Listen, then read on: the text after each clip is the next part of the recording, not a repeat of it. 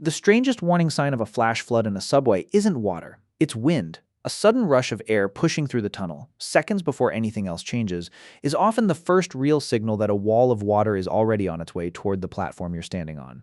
You have 5 minutes and almost nobody recognizes that gust for what it actually is. You're on the platform and the rain outside has been falling for hours. 4 minutes and 50 seconds left. Here's what's actually happening several streets above you right now. Storm drains and street-level grates are the main entry points connecting a city's surface to its subway system. And hydrologists who study urban flooding note that when rainfall overwhelms a drainage system faster than it can move water away, the excess doesn't just pool on the street. It finds the lowest available path down. And in most cities, that path leads directly into the transit tunnels below. Why does a subway flood so much faster than the street above it? Because tunnels are built to funnel things, air, trains, people, and unfortunately water moves through that same funnel shape with almost nothing to slow it down. Engineers who study underground infrastructure describe subway tunnels as acting like drainage channels themselves once enough water gets in, channeling it directly toward the lowest points in the system, which are very often the platforms themselves. 4 minutes left, that gust of wind you might have just felt has a name transit engineers actually use. Piston effect, normally caused by trains pushing air ahead of them through the tunnel. During a flash flood, a similar pressure wave can be pushed by water and displaced air moving through the tunnel ahead of the flood itself, which is exactly why the air can change before the water is visible at all. What should you actually be doing with that gust as your only warning? Moving toward the exits immediately, not waiting for visual confirmation. Emergency planners who study transit evacuations are consistent on this point. In an underground flooding scenario, waiting to see water before moving costs the single resource you can't get back, which is time near the surface instead of time trapped below it. 3.5 minutes left, here's the part almost nobody expects. Moving water is far more dangerous than standing water, even at heights that seem manageable. Flood safety researchers have found that moving water just 6 inches deep can knock an adult off their feet, and once you're on the ground in a flooded tunnel, the water's own current becomes the primary danger, not simply its depth.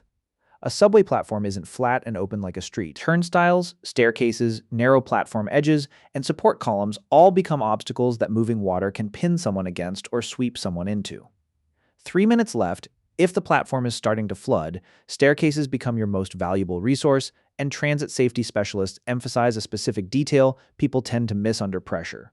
Move toward stairs that lead up and away from the tracks, not simply toward the nearest crowd. Panic tends to cluster people toward whatever exit looks most obvious, which isn't always the fastest or safest one once a crowd has already gathered there. 2.5 minutes left. Here's a detail that surprises almost everyone who hears it for the first time. The subway tracks themselves are often the lowest point of the entire station, specifically because trains need a clear, unobstructed path, which means they fill first and fastest. Transit engineers who design stations are direct about this. The platform edge might look like solid ground during a flood, but the track bed behind it can already be several feet deep before that depth becomes obvious from a standing position above it. 2 minutes left. If you're already in ankle-deep or knee-deep water, transit safety experts specifically warn against one instinct that feels protective but often isn't: grabbing onto metal railings or turnstiles for stability if the water is still rising and moving. In electrified transit systems, standing water in contact with live electrical components becomes an entirely separate danger layered on top of the flood itself, which is exactly why transit agencies train staff to cut power to affected sections as early as possible once flooding is detected. 90 seconds left. This is where crowd behavior becomes as important as the water itself. Disaster psychologists who study evacuation crowds describe a pattern called the faster is slower effect, where everyone rushing toward a single narrow exit simultaneously actually slows total evacuation time compared to a more distributed, calmer movement toward multiple exits. The instinct to sprint for the closest visible stairway, when everyone has the same instinct at once, can turn a survivable few minutes into a bottleneck. 1 minute left. If the water has risen high enough that walking is no longer possible without being swept off your feet, positioning yourself becomes the priority over distance covered.